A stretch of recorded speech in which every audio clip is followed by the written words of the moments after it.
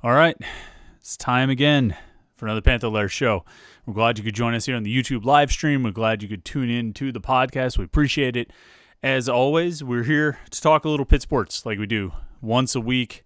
Every Tuesday night, we get together here on the YouTube live stream.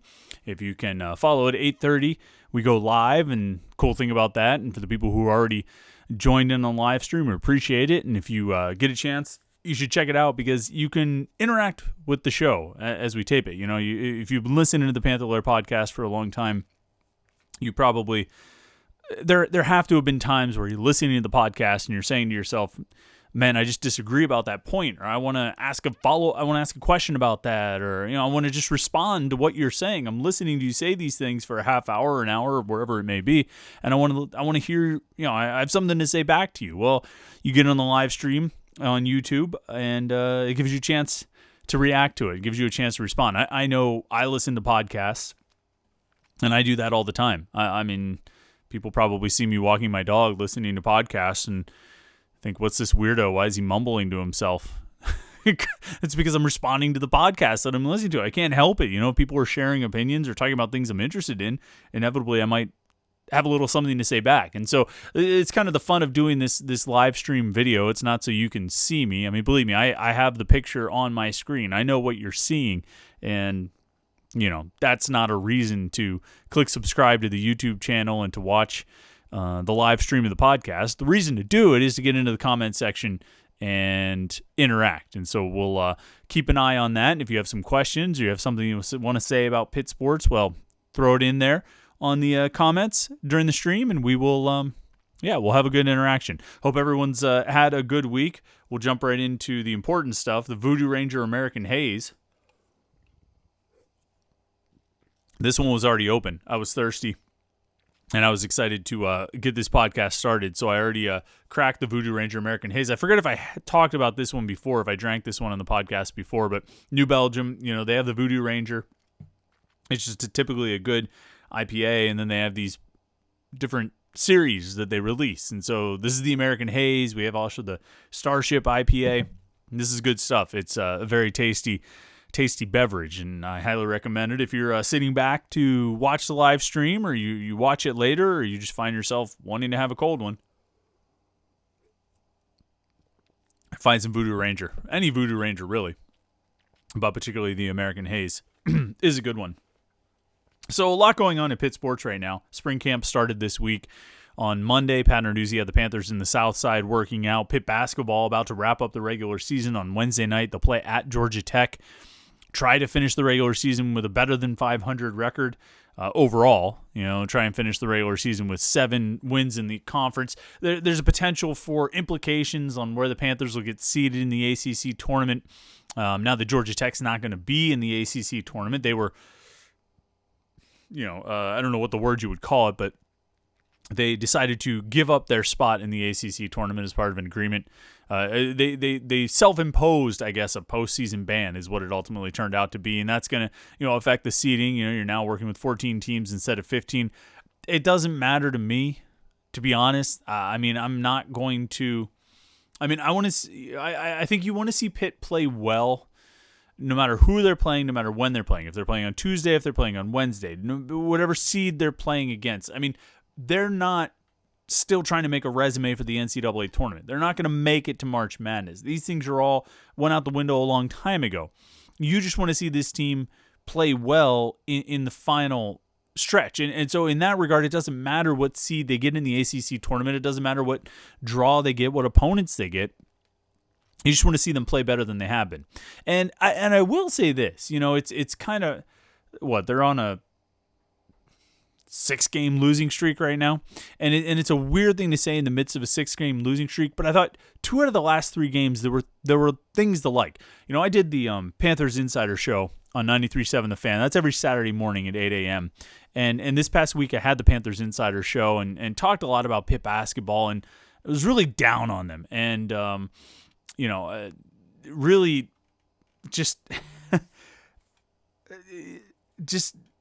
feeling like they really weren't making any good progress. And Roman, who's always in the YouTube, we appreciate, he says, crack that beer. Believe me, man, it's open. It's been open since like 8:25 because I couldn't wait.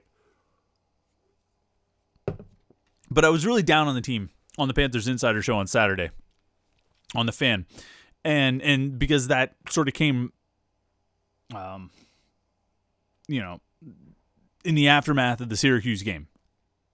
That game last Wednesday night, I mean, it was bad. It was a miserable game and a miserable performance. And, that was what I was talking with that as sort of the freshest memory of the team. But then Saturday afternoon, they played at NC State and they lost. But I think you would contend that for the most part, the bulk of that game was some of the best basketball they've played in quite some time, probably since January.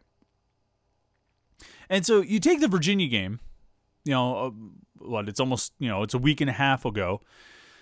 And, they didn't play great, but they finished with a very inspired performance in the last few minutes of that game and really kind of made it a lot closer than anybody expected it to be, particularly with the way most of the game had gone. To battle against Virginia's defense and kind of weather the storm and ultimately make it a 3-point game with a game-tying shot going off, not at the buzzer, just right after the buzzer. I thought that was a solid showing. It was a solid finish to that game. And then to play one of their best games of, like I say, at least the last month at NC State, I thought it was a little encouraging. We're grasping at straws here with this team right now. I think we're trying to find anything that could be encouraging, but I don't know. I thought the last, 2 out of the last 3 games, I thought you saw things that you could feel a little better about. It was hard in the wake of that Syracuse game. I mean, if the Syracuse game is your most recent memory of this team, you're not feeling very good about this team or anything about this team. If you're not feeling very good about any element of this team. But I think when you look at the end of the Virginia game, you look at the NC State game, there's,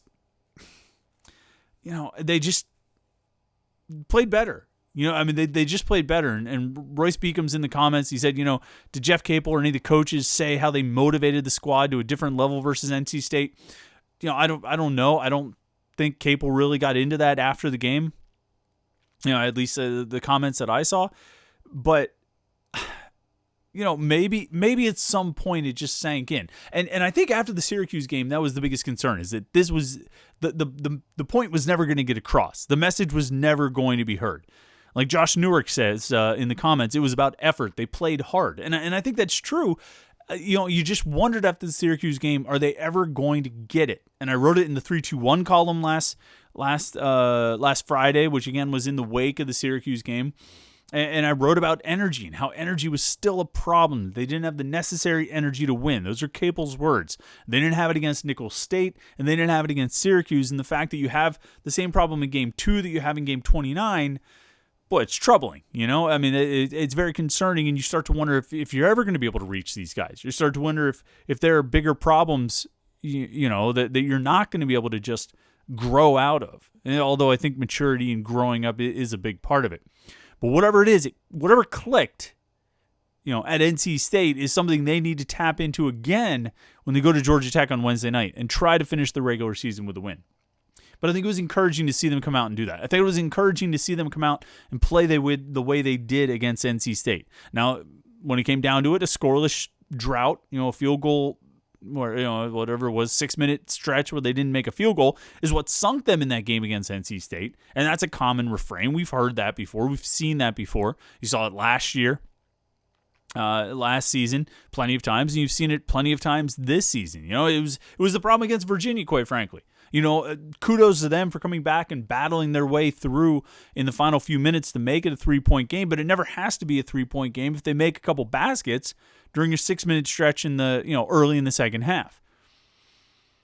And so, that gets into questions of talent and problems with the personnel and how they need to improve and get better scores, and maybe Ethiel Horton is going to help, et cetera, et cetera. Those are all the issues that you can recruit for. Those are all the issues you can improve with personnel. It's these other things that were concerning, things like effort, things like energy, things like, your mindset and your approach to the game and how much urgency you really wanted to play with, things that have dogged this team all season. And I thought at NC State, they came out and they didn't have those problems. And that needs to be the case again, when they play Georgia Tech on Wednesday night. Because they're still, even against a team like Georgia Tech, they're not good enough to not have 100% effort and energy or something approaching it. So, I thought that was encouraging. I thought there was something there's something to be said for what they were able to do in that NC State game, and we'll see how they finish up the regular season and what they do in the ACC tournament. You can get into different discussions and debates about how much these last few games will change your opinion on the team. I mean, I'd have to think that for most of us, the perspective is pretty much set. You pretty much think what you think about this team, and I don't know if much is going to change it, but I do think there's something to be said for finishing on a positive note. I mean, take the football team, right? And we've talked a lot about this. We've talked about how how a bowl game can really affect the whole perception throughout the offseason. When the bowl game can kind of shape what you think about and how you feel in the offseason. It can make it worse or it can make it better. And I mean, beating Eastern Michigan in the Quick Lane Bowl doesn't change the fact that you lost to Boston College and Miami, but it sure is hell better than going into the postseason with a loss to Eastern Michigan in the Quick Lane Bowl, right?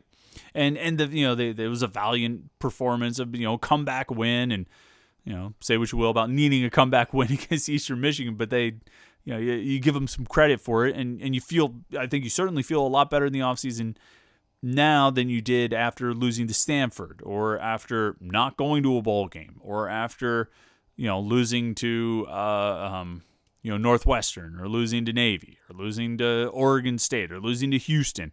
I jumped back to 2008 for a second with the other Sun Bowl, but I mean, you understand what I'm saying. It's better to finish on something of a high note. It doesn't undo what you did, the season you had, but it's better to finish on a high note, and they have a chance to do that. By beating Georgia Tech and then potentially winning a game in the ACC tournament, they're inevitably going to end the season on a loss. But if you can get a win or two wins before that, then you can have a little bit better of a feel for the offseason. And a lot of that's on individual performances too. If Xavier Johnson plays well to finish this season, if Abdul Kareem Koulibaly keeps developing to finish this season, if Trey McGowan's could have a nice finish to the season and play some of his better basketball in the last couple of games. Obviously, if Justin Champagnie and Adis Toney keep doing what they've been doing, I mean, you can go into the offseason feeling good about what they have coming back, and then excited to see how the freshmen can fit into it. So there's some opportunities there. There's some opportunities there for Pitt basketball. So the Panthers, we'll see what they can do when they wrap up the regular season against Georgia Tech on Wednesday night. Before I get into football, just kind of talking generally about Pitt sports, I did want to talk just for a little bit about some of the other things going on in Pitt athletics. So because I mean, Panther-Lair.com website, you see it below. You should check it out. Panther-Lair.com. It's the most comprehensive source of Pitt sports news on the internet. Football, basketball, recruiting. We cover all of those things, and those are obviously the primary focus, but there's other things going on in Pitt sports we should talk about, at least just for a couple minutes here on the podcast, not to try and drum up your interest in women's basketball or baseball, but rather as part of a larger point. So, women's basketball, not a very good season. They are 4-25 overall, 1-17 in the ACC. Lance White not having a great second year as a head coach at Pitt women's basketball. Now, Pitt women's basketball has been a problem for a long time. I mean, Agnes Baronato had a couple of good seasons, but it's really been downhill significantly since then. And Lance White trying to rebuild that. Well, he seems to have a good piece with Deshaunette Harris named to the ACC all-freshman team as a guard, 12.1 points per game, leads Pitt in scoring, averages 4.3 rebounds per game, 2.6 assists, and 1.7 steals per game. She's the only true freshman in a Power 5 conference who's averaging 12 points, 4 rebounds, and 1.7 steals per game. It's got to be worth something. I think she's only the second Pitt player to make the ACC all-freshman team. It's got to be worth something, right? And it should be a building block for Lance White going forward, and he needs it because, like I say, his second year, he's 4-25 overall. heading into the ACC tournament. He's 1-17 in the conference. So that's pretty bad. And as I was looking at that news about Daishanette Harris and just thinking about Lance White, it kind of, I started thinking about the fact that, Heather Lyke, Pitt's director of athletics, has a pretty sizable crop of coaches she has hired at this point. I think I counted 1, 2, 3, 4, 5, 6, 7. 7 coaches she's hired, plus the lacrosse coach. They don't play lacrosse yet, but they have a coach hired because you're trying to build a program. I count 7 coaches. I could be wrong about that. I might have missed 1 or 2, but I count 7 that she's hired, and it's mixed results. I think Keith Gavin, with wrestling, I think he's had a really good season. I think I saw they have 3 number 1 seeds in the ACC, entering the ACC tournament. And I think that program has been consistently top 10 this season. It's been pretty good. Pitt baseball with Mike Bell, his second season, they're off to a really hot start. They're 10-1 this year. Is his best overall record in the ACC Coastal Division. They haven't started conference play yet. They have their home opener. They've played 11 games and they've yet to play a game in Pittsburgh. Welcome to college baseball in the North. Their home opener is on Wednesday. They play Youngstown State, and then they start ACC play on Friday at Miami. They have their ACC home opener next week against Virginia. And so Mike Bell off to a good start this season. We'll see what can happen as he moves forward from there, as you move into the ACC play and see what can happen. But you've got Mike Bell seems to be doing well right now. Keith Gavin has been doing pretty good for himself. Randy Waldrum from women's soccer, I think, has been doing well. Sam Snyder, the gymnastics, has been doing well. But then you've got Lance White, who won 4 games this year. And you've got Jody Hermanic from softball. They're 6-9 this season. Last year they went 13-41, 7-17 in the ACC. And that's taking over a team that the previous year won 33 games, 16-6 in the ACC, and went to the ACC championship game and lost to Florida State 5-4. That was Holly April. She's now at Louisville. You find stories like that. Jeff Capel is one of Heather Lyke's hires. We're at a point, or we're getting to a point, where some of the coaches Heather Lyke has hired are going to have to start taking some real steps forward, because Heather Lyke has sort of, I wouldn't even call it a humble brag. She's very sort of outwardly said, I'm really good at hiring coaches. Hiring coaches is one of the things I do well. Okay. And she said this at Jeff Capel's press conference, the introductory press conference. And at that point, there was a pretty strong feeling about her hiring ability, because she had lured away Jeff Capel, lured him away from the Duke bench to another school in the ACC, a school that needed a coach that's almost exactly what Jeff Capel is and what he represents. That's the mold for the type of coach you want if you're at Pitt. And so, yeah, she was kind of taking a bit of a victory lap there. But now these coaches need to start producing, whether it's softball, women's basketball, men's basketball. You need to start getting some more results. And I think the result, her hires have done well. She's gotten some success out of some of her hires, but she's going to need to get a little bit more, I think, because you're now entering the 3rd year for a lot of these coaches. Capel, Bell, White, Hermanic. You're going to be entering the 3rd season for a lot of these coaches.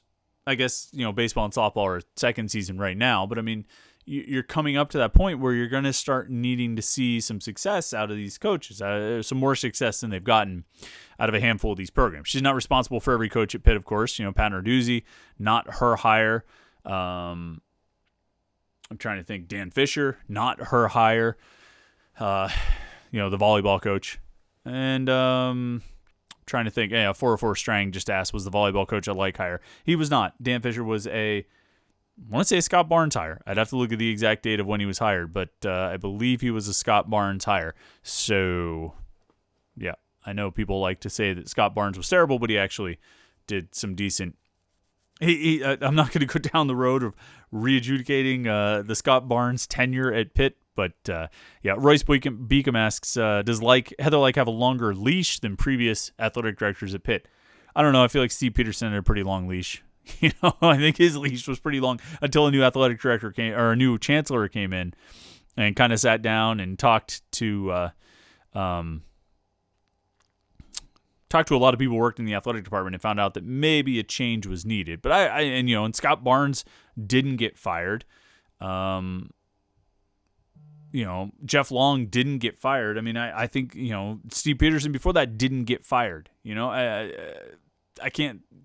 I don't think any of those athletic directors had a short leash. So is Heather Lyke's leash longer? I don't know. Seems like they've all had pretty decent leashes. I mean, I think she is close with this chancellor. Obviously, hired directly by him. I mean, that was his hand-picked candidate, and I think it meant a lot to him to hire Heather Lyke. I think he was impressed with her, and I think she's good. I think she's done some pretty good things with this athletic department, but I do think a few of her hires need to start producing a little bit more than they have been. Josh Newark makes an interesting point. Giving a contract extension to Pat Narduzzi kind of makes it a de facto hire for Heather Lyke. Sort of. I kind of see that logic. I mean, she has had a fair amount to do with keeping Pat Narduzzi at Pitt. She didn't bring him here initially, but she did. She's contributed to the efforts of keeping him at Pitt. So there's something to be said for that. And certainly if he struggles, it's going to be on her watch. And ultimately the decision to move on from him or keep him, if those struggles come, that's going to be on her resume as well. And then if for some reason you need to find a new coach, that'll obviously be her biggest hire yet, surpassing Jeff Capel, I would say. But that's way down the road. And let's talk about football for a little bit here. Because, as I say, they started spring practice on Monday. So Panthers are getting after it. And, I mean, I've talked about this. I've said this a bunch of times. I've written it, that there's only so much you're going to get out of spring football. And it's not going to be that much, to be quite honest. Because guys will be held out, whether they're hurt severely or not too severely. Coaches will be careful with guys. Guys will be limited just because you're trying to be smart, because you don't want to get anyone hurt in spring camp. If you get someone hurt in spring camp, it's a waste. It didn't happen in a game. It didn't happen in the service of trying to win football games. It happened during 15 practices in March and April. And it's just not that important. It's not worth getting somebody hurt. And so coaches, they'll be smart about what they do with guys and how much participation guys have. And that in and of itself makes the whole thing a little less consequential than it might have otherwise been. And the fact is, I mean, we've seen guys year after year. I wrote about this in the 321 column last week on Panther-Lair.com, and we've seen guys year after year have a great spring and then do nothing in the fall, or have, by all accounts, a bad spring and then have great seasons. There's just not a direct line you can draw from spring football to the season very often where you can say, boy, this really showed us what the team was going to be. It's just often not the case. But they are out there practicing. They are out there playing. And there are always going to be things to talk about and think about and reflect on when the team is actually going to be, participating. Now, yeah, that's an empty. The thing I was really thinking about this week, yes, I do have another one. I planned ahead. Like I told you, I opened the first can before the podcast. And so I was like, well, in case I run out, have another American Haze ready to go. You got to plan ahead on these things, man. Come on. So the thing I was thinking about this week, and I'm going to write about this in the 321 column. I'm going to probably keep talking about it because I did some research. And if I do some research on stats and numbers, I hate to only use it in one thing, just one article or one podcast. So this will probably show up in the 321 column. This will show up possibly on the Panthers Insider Show on Saturday if I don't have enough things to talk about on the Fan on Saturday morning at 8 o'clock. But I've been thinking about the defensive ends quite a bit because I really think, and maybe this is obvious, maybe this is not some big revelation, and I don't mean to claim that it is a big revelation, but maybe this is already obvious to you, but I think defensive end has got to be the strongest position on the team for this year. I mean, between depth, talent, experience, I don't know what other spot on the team matches it. We've talked a lot about how Pat Narduzzi has rebuilt the secondary, and I think he has. I think the corners and safeties, I think they have good players there, but they don't have the depth, the experienced, proven depth that the defensive ends have. I mean, think about what you've got coming back from last year. You've got Patrick Jones, 8.5 sacks, 12 tackles for loss, maybe quietly the best player on defense last year. And that's not really an opinion I came to on my own. That's an opinion that I think is shared by some guys who have offices in the Pitt building. Patrick Jones, 8.5 sacks, 12 tackles for loss. Deslin Alexandra, 5.5 sacks, 10.5 tackles for loss. Habakkuk Baldonado, 4 sacks, 5.5 tackles for loss. And John Morgan, 2 and 4. 2 sacks and 4 tackles for loss. 20 sacks, 32 tackles for loss out of the defensive end position. You want to know how that fits in history? You have to go back to 2010 to find numbers that compare that. In that year, the defensive ends had 20 sacks and 34 tackles for loss. So the same number as 2019, same number of sacks and 2 more tackles for loss. That year was Brandon Lindsay. He had 10 sacks and 17.5 tackles for loss. And Jabal Sheard had 9 sacks and 14.5 tackles for loss. And that's probably one of the big differences between 2010 and 2019 is that in 10, you had Brandon Lindsay and Jabal Sheard with 19 sacks and 32 tackles for loss. Whereas, and then to make up the other 1 sack and 2 tackles for loss, you had Justin Hargrove and TJ Clemmings. Hargrove had a sack, which also counts as a TFL, and Clemmings had 1 TFL. This past year, Jones and Alexandra combined for 14 sacks and 22.5 tackles for loss. You still got another 6 sacks and 9.5 tackles for loss out of Baldonado and Morgan. You had depth. The production was spread out. You had a lot of different guys contributing. And you've got them all back this year. You know I'm not done, though, right? But wait, there's more. Of course there's more. Because not only do you have those guys back, you've got Rashad Weaver joining the party as well. And that is huge. Huge. And I know I'm not the only one who realizes that. I know Pitt fans all over the world recognize how big it is to get Rashad Weaver back. But in watching Jones and Alexandra and Baldonado and Morgan last year and watching that defense play so well and all the guys they had and all the guys who were coming back, it was pretty easy to forget that Rashad Weaver led the team in sacks and tackles for loss in 2018. He had 6.5 sacks and 14 tackles for loss. It was expected to be the best player on the defense, potentially the best overall player on the team in 2019 before he tore his ACL. Rashad Weaver does make that kind of impact. He is that good. And you add him in with Jones and Alexandra and Baldonado and Morgan, I don't know how you figure out a rotation. I honestly don't. And that's not just a hyperbole. And I mean, I'm sure Charlie Partridge is not going to be complaining about having all those guys to play a defensive end. But who do you bench? Alexandra had 5.5 sacks and 10.5 tackles for loss last year. Was really solid as a defensive end. You're definitely not benching Patrick Jones. He might be the best overall player on this defense. He might be a guy who gets drafted, fairly high next year. If not the first Pitt player taken, then, top 2. You're not benching Jones. Do you bench Deslin Alexandra, who started every game last year and had 5.5 sacks and 10.5 tackles for loss? I guess, Weaver had 6.5 sacks and 14 tackles for loss, playing 1 more game in 2018 than Alexandra played last season. So maybe you bench him. But then Baldonado and Morgan are not slouches. I mean, ideally, you have a 4-man rotation, right? You can go 2 deep at each defensive end spot. They're going to go 3 deep at one defensive end spot and 2 deep at the other, with guys who all have experience. This doesn't even bring in, a guy like Bam Brima, who is supposed to be the man after redshirting last year. And I mean, we keep talking about these numbers from 2019.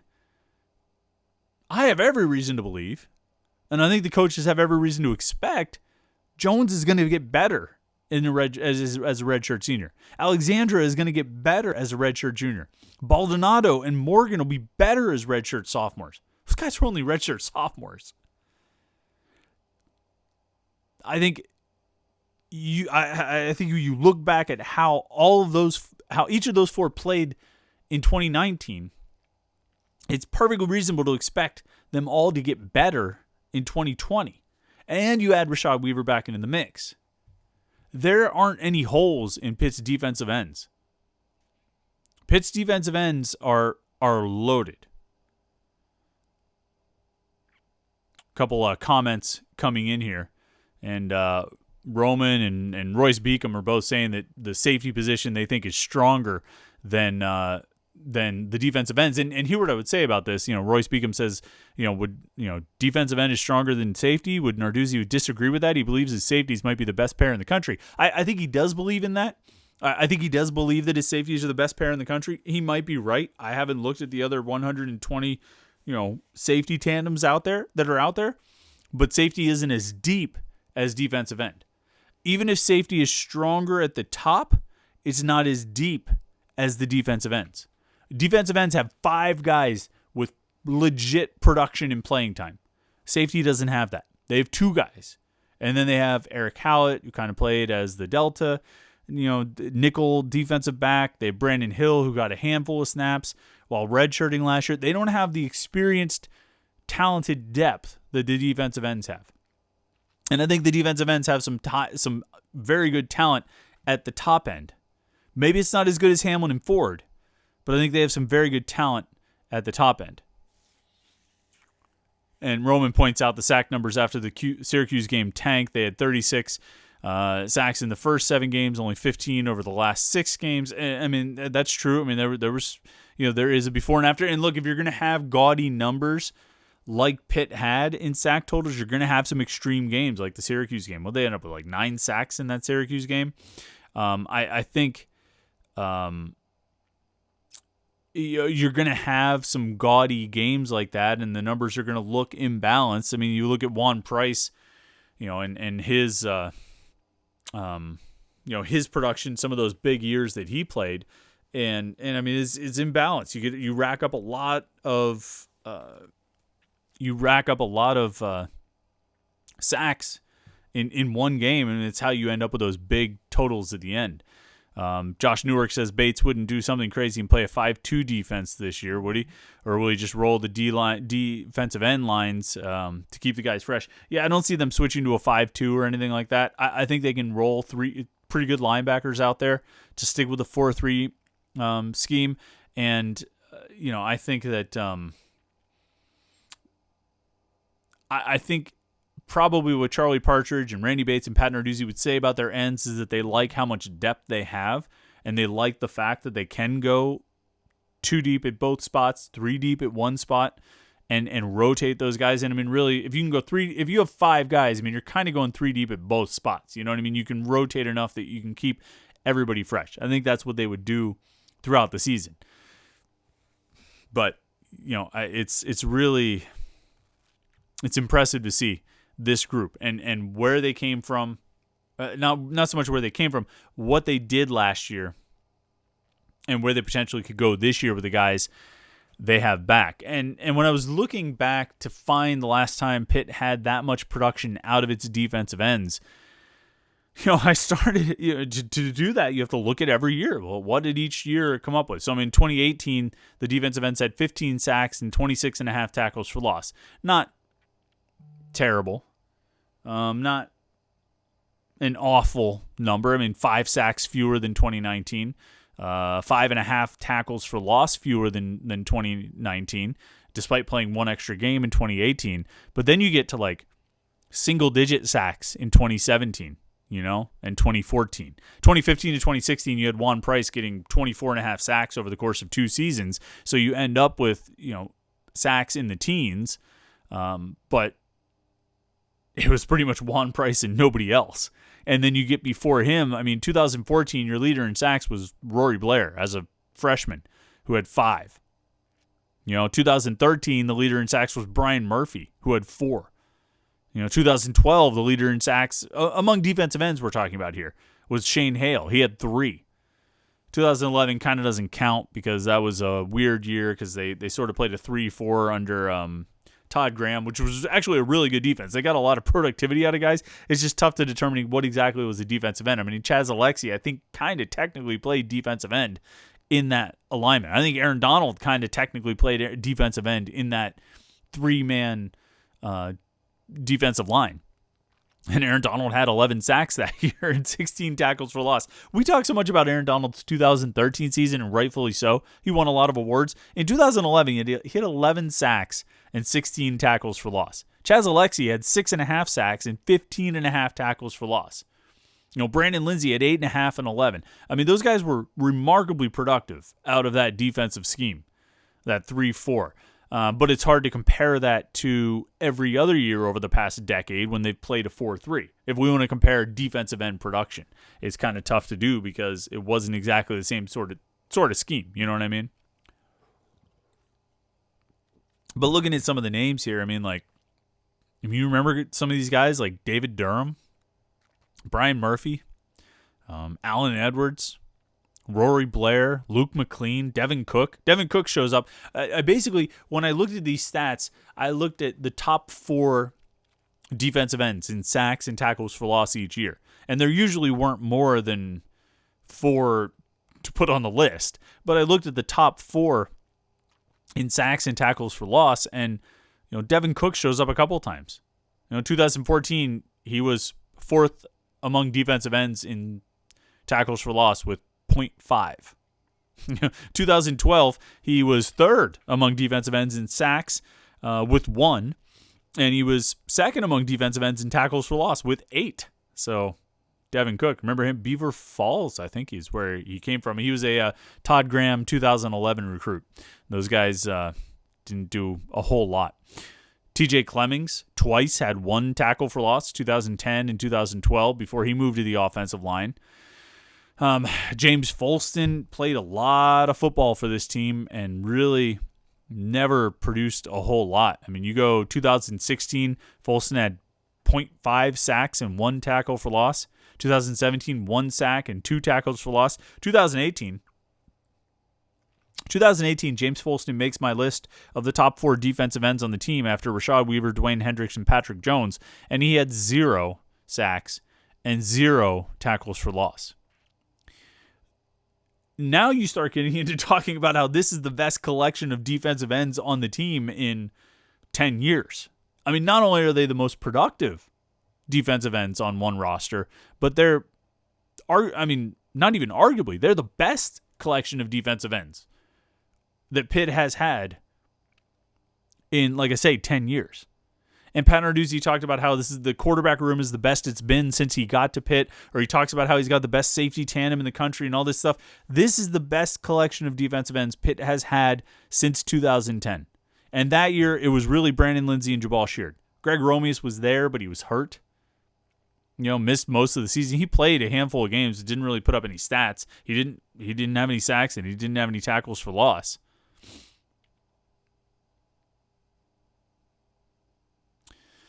But looking at a few comments here, people talking about a few different things. Somebody asked me about, there was a tweet about top 10 defensive lines in the country. Who asked this? Steele Broderick. Did I see that tweet of the top 10 defensive lines in the country? I did.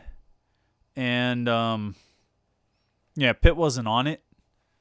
And E.J. Borghetti, the Pitt Director of Media Relations, took umbrage with that fact. I'm going to be honest with you. And I'll be as political as I can about this and diplomatic as I can about this, but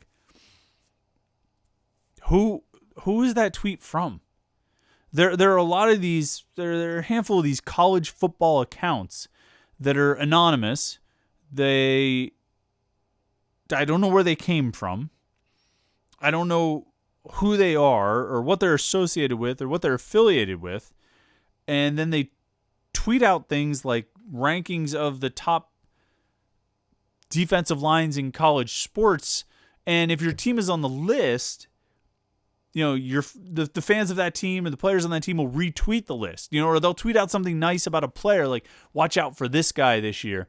And it's not just that account that had the top 10 defensive lines. It's there's I don't know, a half dozen, maybe less, of these kinds of accounts, and they'll tweet out, watch out for this guy this year, and that player will find the tweet and he'll retweet it, and all the fans of the team will retweet it, and then people will follow it, and nobody ever stops and says, well, who is this? They don't actually report news. They post news that other people have reported, and then they put out rankings and little hype things like this to get people to retweet them and follow them. But who is it? Who cares? I'm surprised that EJ Borghetti would, Pitt's official SID would, feel the need to respond to this. Like if it's ESPN or some known person, it's Bruce Feldman or Pat Forty or some Dan Wetzel, one of these known college football outlets and sources, okay, but what? I don't know. It's just some random Twitter account. I don't get it. Some random Twitter account, and they have 20,000 followers because they tweet out something nice about a player or a team, and that player or that team retweets it, and all the fans retweet it, and they get excited and follow them. But like, who are you? Who are they? I don't get it. And there's this, it's almost a cottage industry, but you can't really call it an industry because they're not making money off anything. They're just tweeting things and getting retweets. So I'm skipping that.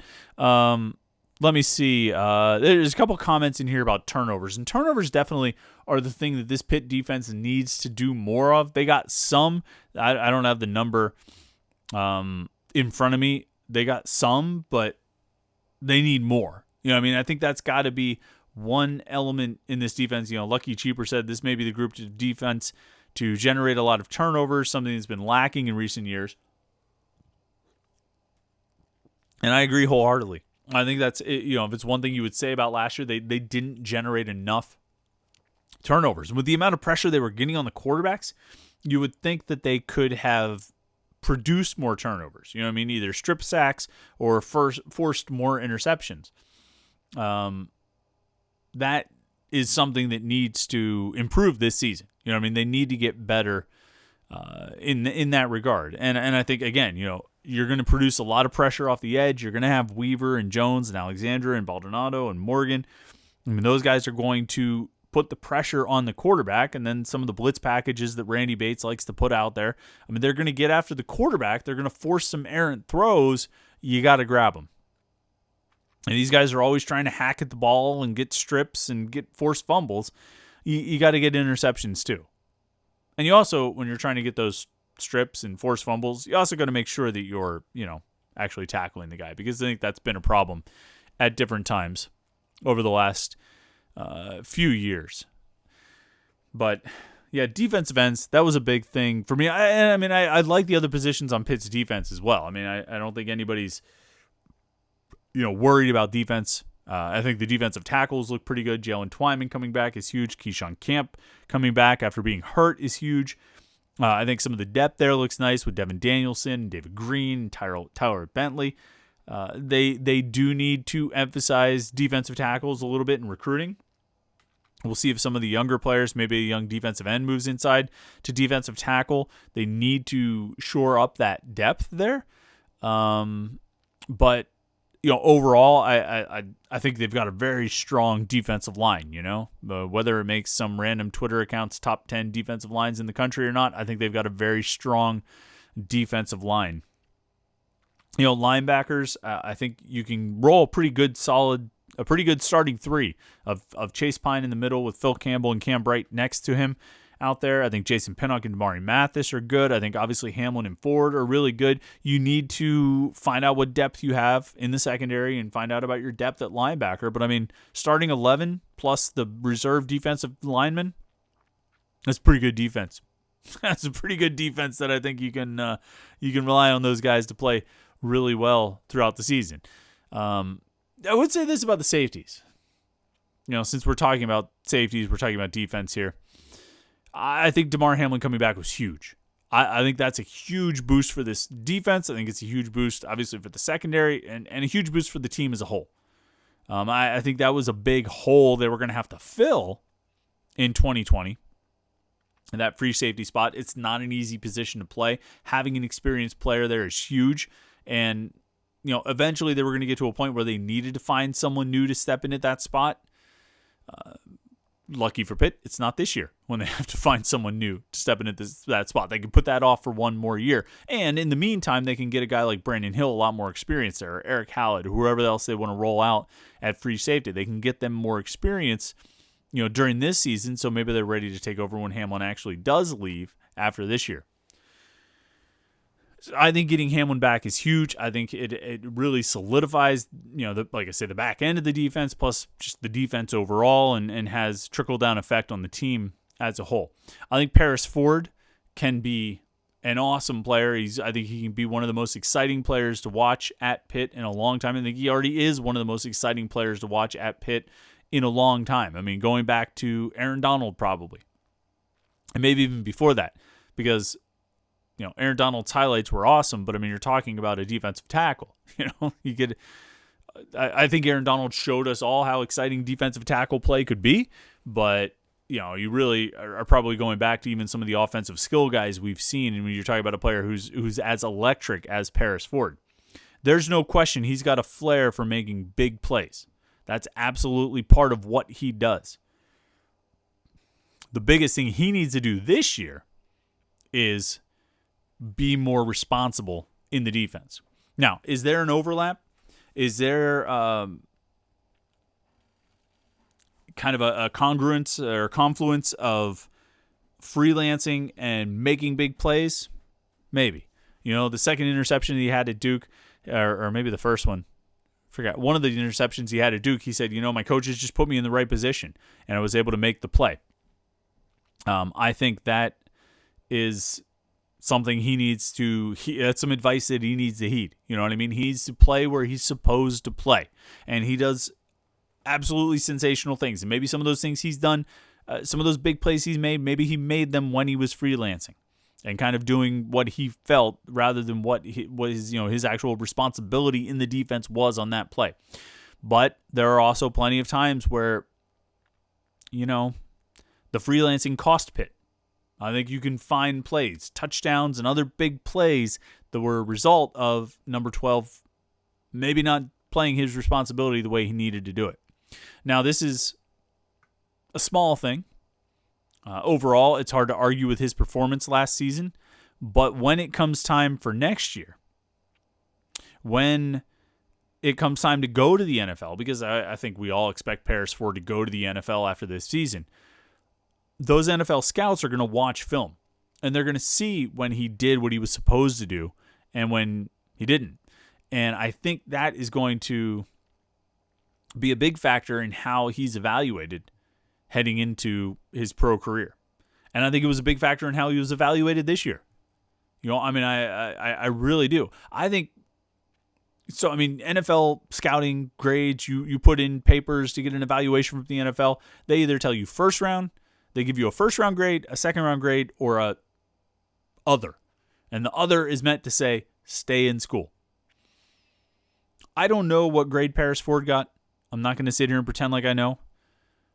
I feel relatively confident that if it was a first round grade or a second round grade, probably going, right? Probably. Don't you think? Which makes me think that he got back a grade of other, which means stay in school. And I have to think it's not because of the physical ability, because we see the physical ability. It's not because of playmaking. We know he can make plays. It's about that other part of it, the freelancing, the responsibility, doing what you're supposed to do. That's where he has to improve. That's what he has to get better at this season.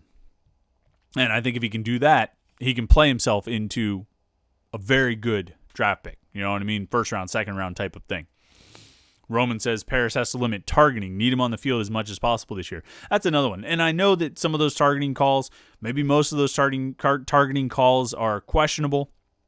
I know that people hate some of those targeting calls. And yeah, some of them, it's tough to tell. But look, there are certain kinds of hits that are going to get called. And you know what those kinds of hits are. And we know it.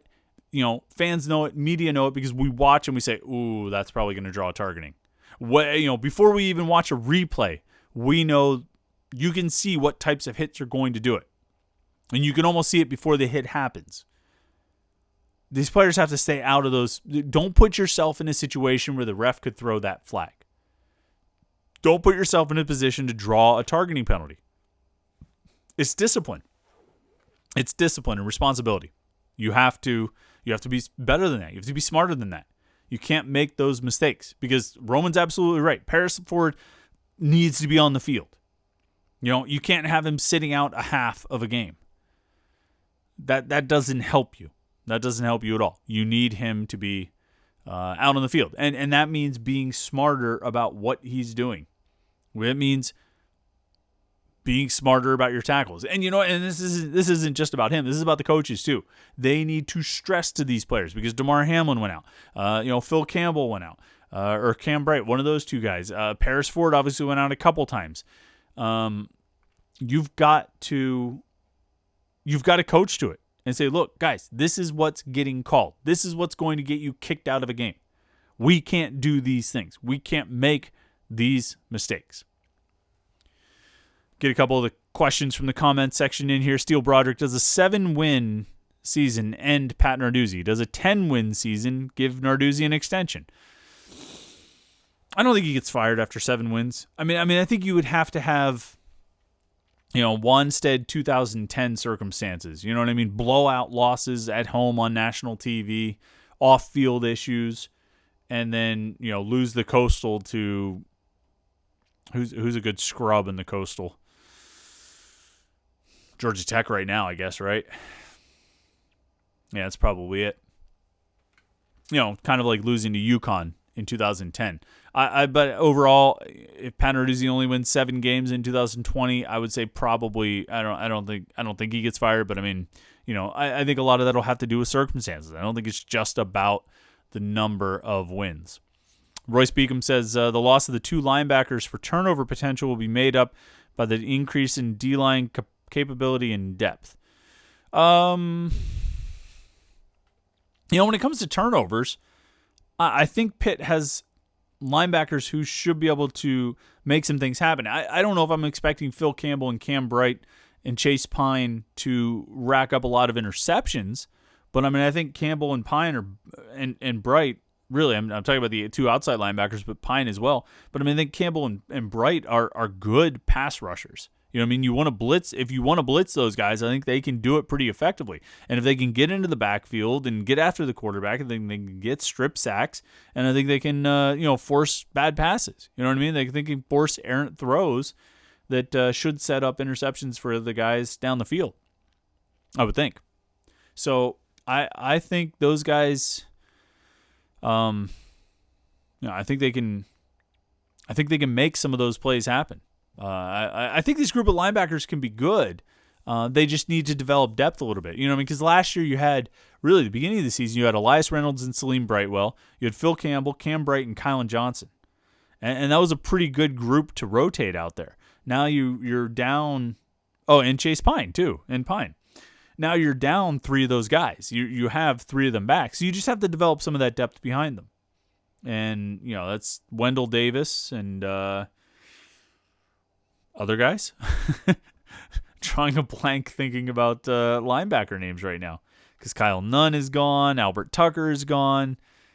You have to find some depth there. You have to develop some depth. And that's kind of the case at a lot of positions. Like I say, it's the case at cornerback too. Pinnock and Mathis, you feel good about those guys, but who's playing behind them? You got to figure out who can line up behind them. And then safety as well. Hamlin and Ford, you love Hamlin and Ford, but who are their backups? Probably Hill and Hallett. Those guys have to show that they're ready for prime time. All right, I think that might be it for us here on this week's Panther-Lair Show. I really appreciate you checking in on the live stream and watching it. I appreciate you listening to the podcast. Get some Voodoo Ranger. I think you can see it there. Voodoo Ranger American Haze is the one that we were drinking during this podcast, and it's very delicious. I highly recommend it. And it's only 5% too. So, get a nice American haze, not too heavy, and you can enjoy it. And while you listen to the podcast or while you watch Pitt Sports or wherever you like to do when you have a few cold ones. Make sure you check out the website Panther-Lair.com, Pittsburgh.rivals.com. It's the most comprehensive source of Pitt sports news on the internet, football, basketball, and recruiting. You can find it all on Panther-Lair.com, Pittsburgh.rivals.com. Like I say, you can look at the website right here. There we go. Panther-Lair.com. You see it right there. You can see all the headlines right here on the video. There we go. And listen, if you are on the live stream or if you're watching this video later or you're listening to this podcast, whatever it is, can go to the YouTube channel. You're watching the video on YouTube. Go to the YouTube channel and subscribe. We get those subscriber numbers up. I want to see what we can end up with here as far as how many numbers we can get on the on the subscription to the YouTube channel. It's it's youtube.com/Panther-Lair.com. Panther-Laircom. One long word. youtube.com/Panther-Lair.com. So go subscribe to the YouTube channel. Try and bump those numbers up. Tell your friends about the live stream that we can all interact and have conversations about Pitt sports here on every Tuesday night at 8:30. We'll see if the ACC tournament schedule impacts that at all. If they do end up playing in a Tuesday night game, we'll see, but we'll keep you posted on that. I'm guessing that we're going to be back here on Tuesday night at 8:30 talking about Pitt sports. Of course, the Panthers Insider Show on Saturday morning, 8 a.m.